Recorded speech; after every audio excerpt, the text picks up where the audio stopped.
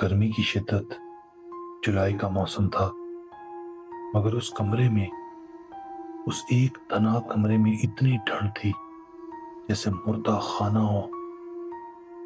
तब मैंने और मेरे कजन्स ने उसका दरवाजा खोला।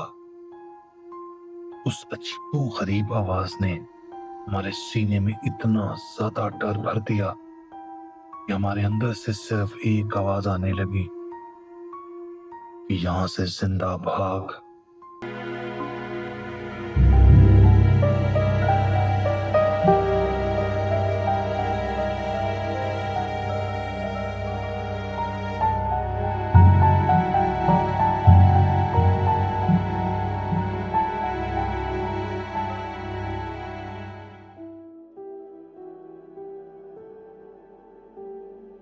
खौफ अक्सर कहानियों में छुपा होता है और कुछ लोगों की आंखों से तो कभी नहीं जाता, मगर यहाँ हर कहानी खौफ खुद सुनाता है।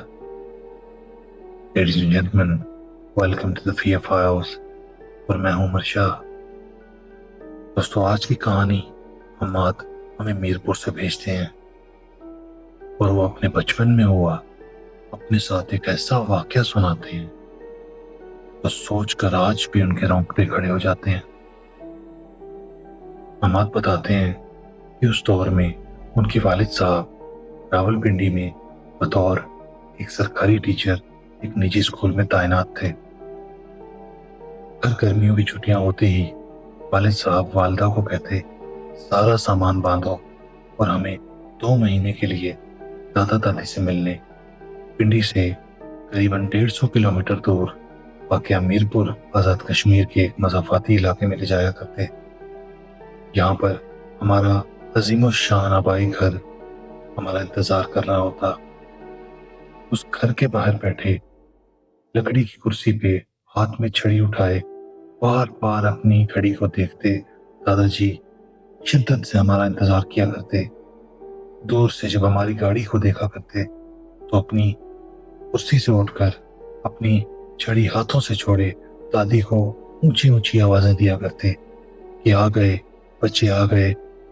हम भी गाड़ी पूरी तरह पार्क ना होती तो दरवाजे खोलकर दादाजी की बाहों में लपक जाते और उनसे इतने प्यार से पेश आते कि जैसे हमें ऐसे लगता कि हमें पूरी दुनिया, पूरी कायनात उनकी बाहों में समा गई हो। दादी भी हमसे बहुत प्यार करती थी। जब भी हमसे मिलती हम एक एक पोते, एक एक नवासे को हाथ में टॉफी दिया करती। हम सारे कजन्स एक वक्त में उस हवेली में इकट्ठे हो जाया करते। उस स्कूल की एक हेक्टिक रूटीन से निकलकर एक दूसरे के साथ सारा दिन खेलना, शरारतें करना, एक दूसरे से छोटी छोटी दिल की बातें करना हमें बहुत अच्छा लगता था। जाहिर है बचपन में हमें कोई टेंशन न थी। सारा दिन न खाने की फिक्र होती न किसी बड़े की। सारा दिन एक दूसरे के साथ खेला करते और रात बिस्तर में थक टूट कर लेट जाया करते। बिस्तर में घुस के भी एक दूसरे से खूब बातें किया करते। नींद कब गालिब आ जाती हमें पता न चलता। हमारे वालिद साहब और हमारे चाचा जी हवेली से कुछ दूर एक जंगल में हमें, जब भी हम जाया करते, हमें कैंपिंग पे ले जाया करते।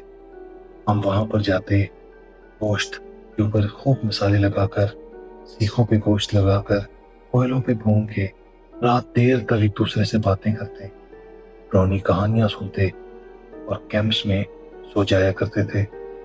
यह हमारे लिए एक बहुत बड़ी अय्याशी थी। वालिद साहब को भी कैंपिंग का बहुत मजा आता था। मेरे वालिद साहब और मेरे चाचा जी बहुत अरसे से ये काम कर रहे थे और वालिद साहब बताते थे कि अपनी जवानी से ही उनको इस चीज का बहुत शौक था। हमें कभी किसी चीज से मना ना किया था क्योंकि हम सब कजन एक ही उम्र के थे, तो हमें न कभी किसी चीज की रोक टोक थी न कभी आने जाने की रोक टोक थी तो सिर्फ एक चीज की कि घने जंगल से उस पार वो एक तन्हा अकेला घर, लकड़ी का बना वो घर, उधर कभी भी नहीं जाना। वालिद साहब से जब भी पूछा करते उनका वो दोस्ताना, एक बहुत ही खूबसूरत मिजाज سختی میں تبدیل ہو جایا کرتا، اور وہ اپنی انگلی کے اشارے سے ہمیں کہا کرتے کہ خبردار، میں کسی کو نہ دیکھوں وہاں پہ جاتے ہو۔ کچھ عرصہ گزرا، ہم تھوڑے بڑے ہوئے، معمول کی طرح چھٹیاں گزارنے دادا دادی کے ہاں ہم میر پور گئے۔ جب سب رات کو سو گئے تو ہم کزنز نے یہ منصوبہ بنایا کہ ہم رات کو ہاتھ میں ٹارچ لیے چھپ کر اس پورے گھر کی انسپیکشن کرنے جائیں گے، ہم بھی تو دیکھیں ایسا کیا ہے وہاں جو ہمیں بچپن سے ہی منع کیا جا رہا ہے کہ وہاں نہیں جانا۔ ہم نے یہ سوچا کہ شاید جنگلی جانور ہوتے ہیں، اس لیے ہمیں روکا جا رہا ہے۔ یہ جن، بھوت، چڑیل ایسی کوئی چیز حقیقت میں تو نہیں ہوتی، ہم نے تو کبھی نہیں دیکھی۔ والد صاحب اور چاچا جی رات کو دیر تک چھت پہ بیٹھے رہے، ہم بھی جاگتے رہے۔ ہم سب کزنز نے یہ منصوبہ بنایا کہ جیسے ہی بڑے سو جائیں گے ہم اپنے گھر سے دبے پیروں نکل کر جنگل کی اور چل پڑیں گے۔ ویسا ہی ہوا۔ گھر کی لائٹیں جیسے ہی بند ہوئیں ہم لوگ دبے پیر جنگل کی اور چل پڑے۔ ہم سارے کزنز کٹھے تھے، ہم پانچوں کے پانچوں نے ہاتھ میں ٹارچ پکڑی ہوئی تھی۔ ظاہر ہے اس زمانے میں کسی کے پاس فون نہ ہوتا تھا، تو یہ یاد رہے کہ نہ کسی کو پتا تھا ہم کہاں جا رہے ہیں، اور نہ کسی کو یہ پتا تھا کہ ہم گھر سے کس وقت نکلے ہیں، کیونکہ بڑوں کو تو یہی معلوم تھا کہ بچے سو چکے ہیں۔ ہماری اتنی عمر نہ تھی، ہم سب 13 سال کی عمر سے نیچے تھے۔ گھنے جنگل میں ایک خاص دیر تک چلنے کے بعد میرا کزن اونچی آواز میں کہتا ہے، وہ دیکھو، وہ رہا سامنے وہ پرانا گھر۔ انگلی کے اشارے سے میں نے اس کو کہا کہ چپ رہو، ہمیں کوئی سن لے گا۔ جنگل میں بھی کوئی ایسی خاص آوازیں نہیں آ رہی تھی۔ رات کو بولتے وہ جھینگر اور دور دراز کسی گیدڑ کی آواز آتی تو آتی، ویسے کوئی ایسی چیز نہیں تھی جو ہمیں خوفزدہ کرے۔ ہم اس گھر کے قریب پہنچے۔ گھر کی ایک عجیب و غریب حالت تھی۔ گھر سے مجھے پہلی بار زندگی میں ایک ڈر کا احساس ہوا۔ نہ جانے کیوں ایسا لگ رہا تھا جیسے ہمیں کوئی دیکھ رہا ہو۔ میں نے اپنے سارے کزن سے کہا، کیا تم لوگوں کو ایسا نہیں لگ رہا کہ جیسے ہمیں کوئی دیکھ رہا ہو، like we are being watched؟ وہ کہنے لگے کہ تم ڈر گئے ہو، اگر تمہیں ڈر ہے تو یہیں سے واپس مڑ جاؤ۔ میں نے بھی دل پہ پتھر رکھے، وہ پرانا دروازہ کھولے، ان سب کے ساتھ اندر چلا گیا۔ اس گھر کے اندر ایک عجیب و غریب ماحول تھا۔ ہر طرف جالے ہی جالے، ہر طرف پرانا ٹوٹا پھوٹا فرنیچر ہمارا استقبال کر رہا تھا۔ گھر کا فرش جو کہ لکڑی کا بنا تھا، اس لیے ہر قدم ہمیں ایسے محسوس ہوتا تھا طرح لکڑی کی پرانی آوازیں آ رہی ہیں۔ ہم نے سوچا کہ اس گھر کو ایکسپلور کریں گے۔ ہم میں سے 3 کزنز اوپر چلے گئے، اور میں اور میرا وہ کزن جو مجھے ڈرپوک کہہ رہا تھا، ہم بیسمنٹ کی جانب گئے۔ جو ہم میں سے اوپر گئے تھے وہ جیسے ہی سیڑھیاں اوپر چڑھے تو ان میں سے ایک کی خوفناک چیخ کی آواز آئی۔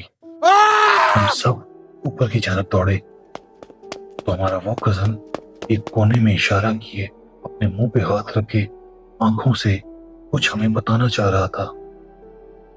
ہم سب اس پہ ہنس پڑے۔ ہمیں ایسے لگا جس طرح وہ ڈر گیا ہے، مگر وہ کچھ کہے کچھ بولے بغیر اس گھر سے واپسی کی جانب دوڑ پڑا۔ ہم نے یہ سمجھا کہ شاید یہ کچھ زیادہ ہی ڈرپوک ہے۔ ہم سارے کزنز اوپر کی جانب گئے۔ یہ گرمیاں تھیں، ایسی کوئی موسم نہ تھا، پنکھے کے بغیر سونا ناممکن تھا، مگر اس گھر میں ایک عجیب و غریب ٹھنڈک تھی۔ اوپر ایک بہت بڑا ہال تھا، اور ہال کے آخر میں ایک کمرہ۔ ہم آہستہ آہستہ اس کمرے کی جانب بڑھے۔ ہم سب کو ایسے لگا جس طرح ہمیں کوئی نہ کوئی دیکھ رہا ہے۔ ہم نے اس کمرے کا دروازہ جیسے ہی کھولا اور وہ آواز میں آج بھی نہیں بھول سکتا. مجھے ایسے لگا کسی بڑے جانور کے غرانے کی آواز آ رہی ہو. اس کمرے میں آس پاس ٹارچ ہم نے چاروں طرف گھمائی. وہ آواز بند نہ ہوئی اور ہم میں سے سب سے پیچھے کھڑا ہمارا سب سے بڑا کزن ہمارے پاس آ کے کہنے لگا، چلو بس چلو یہاں سے. ہم نے اس سے نہیں پوچھا کہ یہ کیا ہو رہا ہے، ابھی تو پہنچے ہیں. یہ آواز شاید باہر سے کسی جانور کی ہو سکتی ہے. وہ ہمیں بس بار بار ایک ہی بات کہنے لگا، چلو یہاں سے چلو. ہم جیسے ہی نیچے ہی جانے پائے، بیسمنٹ میں جہاں میں اور میرا وہ دوسرا کزن جا رہے تھے، وہاں سے ایک چھوٹے بچے کی ہنسنے کی آواز آنے لگی. وہ آواز ایسے آ رہی تھی کہ آپ بہت دور سے آ رہی ہو، اور وہ آواز آہستہ آہستہ آہستہ سیڑھیوں سے اوپر آنے لگی. وہ بچے کی ہنسنے کی آواز ہمارے آمنے سامنے گھومتی ہوئی اوپر سیڑھیوں کی جانب بھاگی. آپ کو پہلے بتا چکے ہیں کہ سیڑھیوں پہ چلتے ہوئے آواز آ رہی تھی، چونکہ وہ لکڑی کی بنی تھی.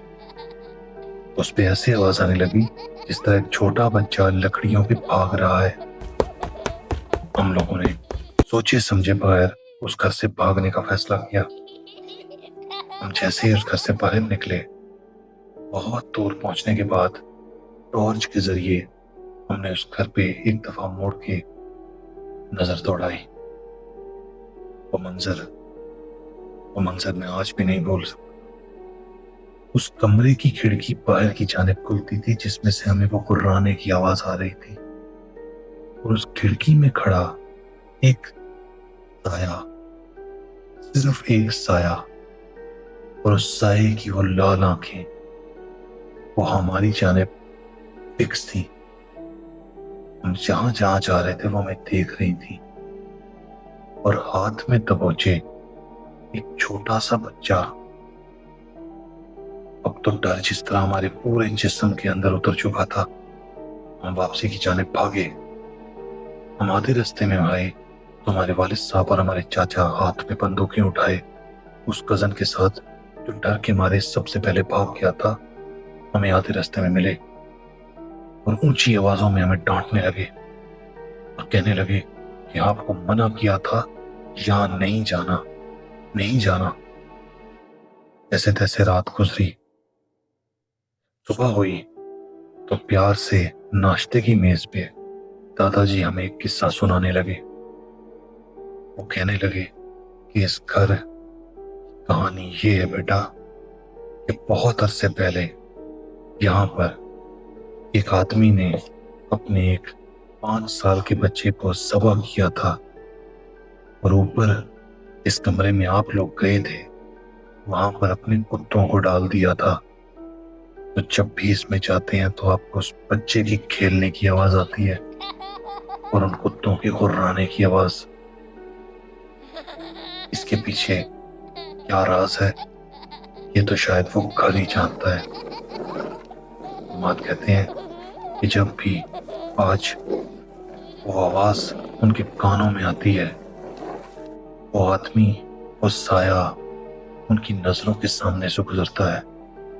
ان کے جسم کا ایک ایک رونگٹا کھڑا ہو جاتا ہے اور ان کے سینے میں بچپن کا ڈر ایک بار پھر اتر جاتا ہے.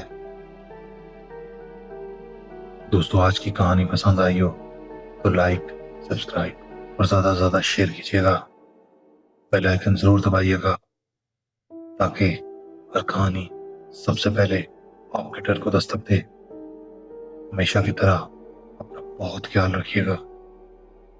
کل ملتے ہیں ایک اور داستان کے ساتھ. خدا حافظ.